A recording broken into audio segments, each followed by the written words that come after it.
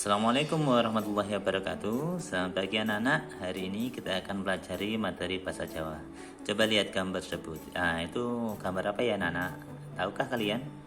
Nah, itu tokoh pewayangan anak-anak, namanya Punokawan. Ada 4 tokoh di situ.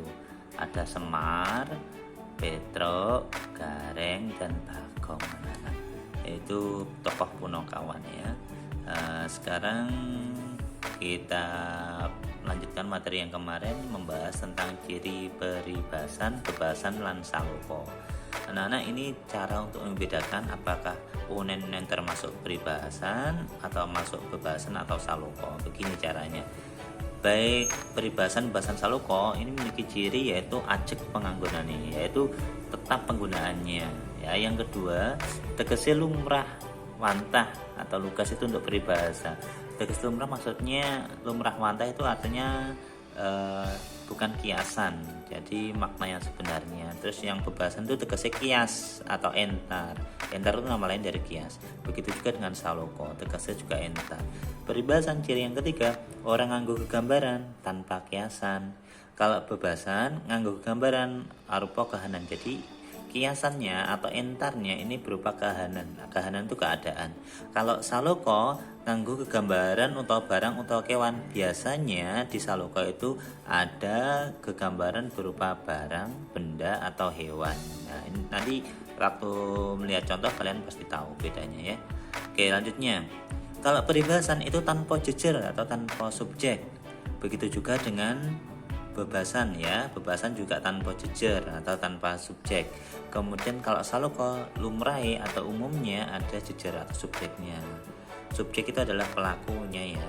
Selanjutnya, tetembungannya ora kena dibolak-balik.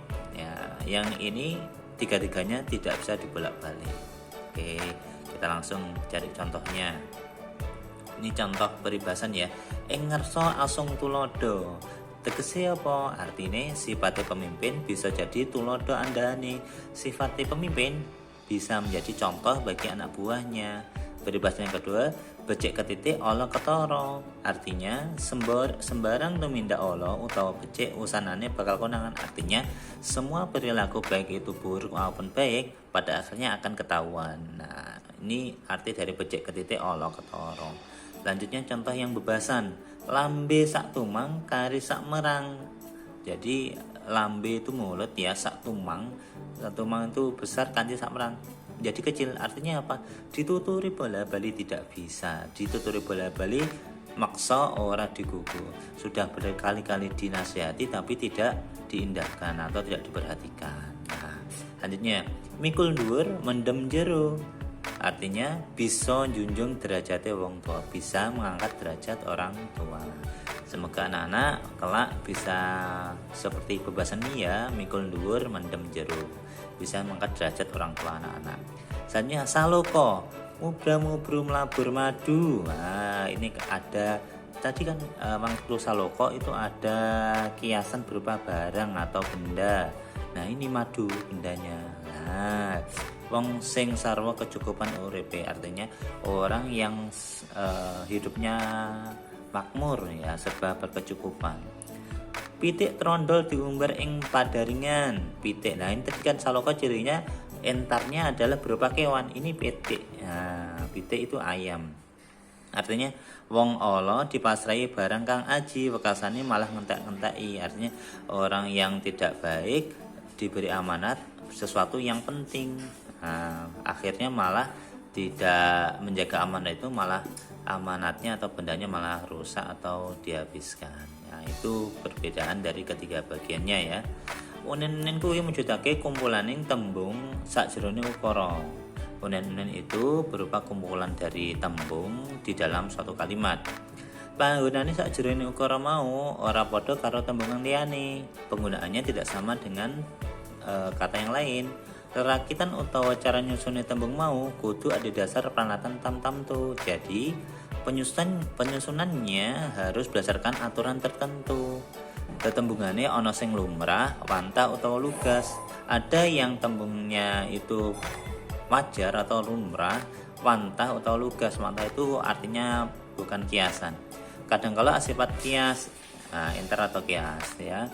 Unen-unen pancen mujudake panggonane basa kang khusus mligi laras karo karepe. Jadi penggunaan peribahasa, bebasan, saloka itu memang ada tujuan tertentu. Oke, sekarang kita lanjutkan materinya ini ya. Kita langsung ke materi pasinaon 3. Nah, ini langsung pelajari contoh-contoh peribahasa, bebasan dan saloko, nanti bersama artinya. Contoh ini, peribahasan dulu ya. Jajah desa milangkori, artinya mi dari panggonan nganti tekan ngendi-ngendi. Artinya menjelajah sampai kemana-mana. Abang-abang lambe, artinya guname mong lamis. Nah,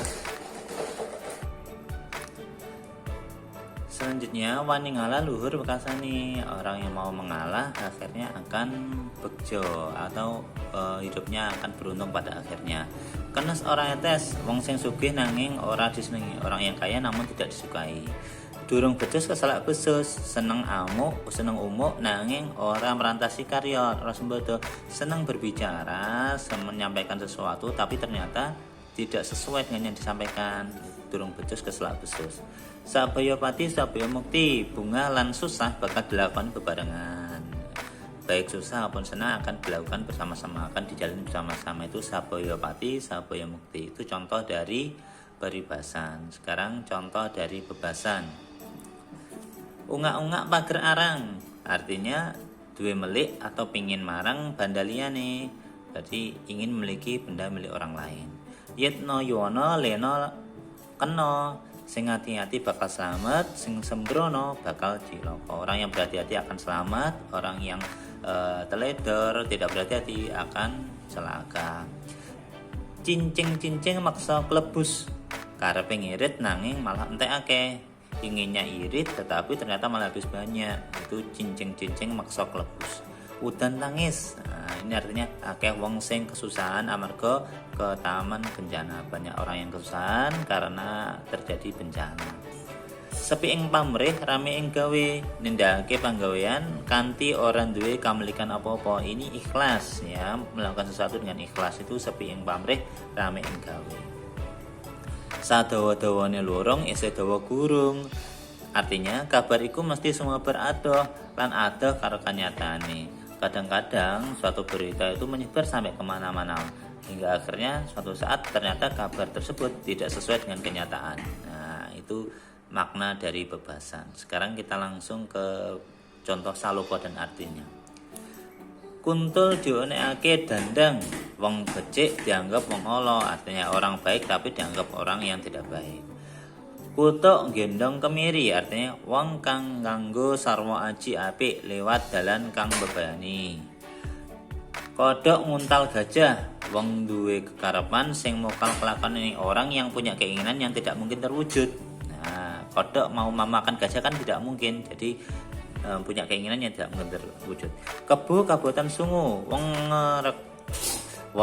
rekoso urepe amarga kabutan butuh kakek anak. Nah, ini kebu kabutan sungu itu orang yang memiliki, di dalam artinya sini ya, di artinya ini wong rekoso urepe amarga kabutan butuh, orang yang hidupnya kesulitan karena keberatan bahan-bahan yang dibutuhkan karena anaknya banyak. Ini misalnya contoh dari makna kebu kabutan sungu.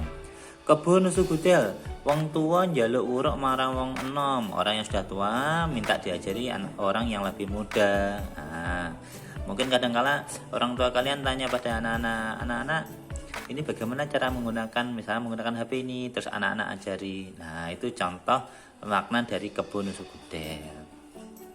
Jamur tuwuh ing selo, artinya wong kang urepe memelas, orang yang hidupnya serba kesulitan.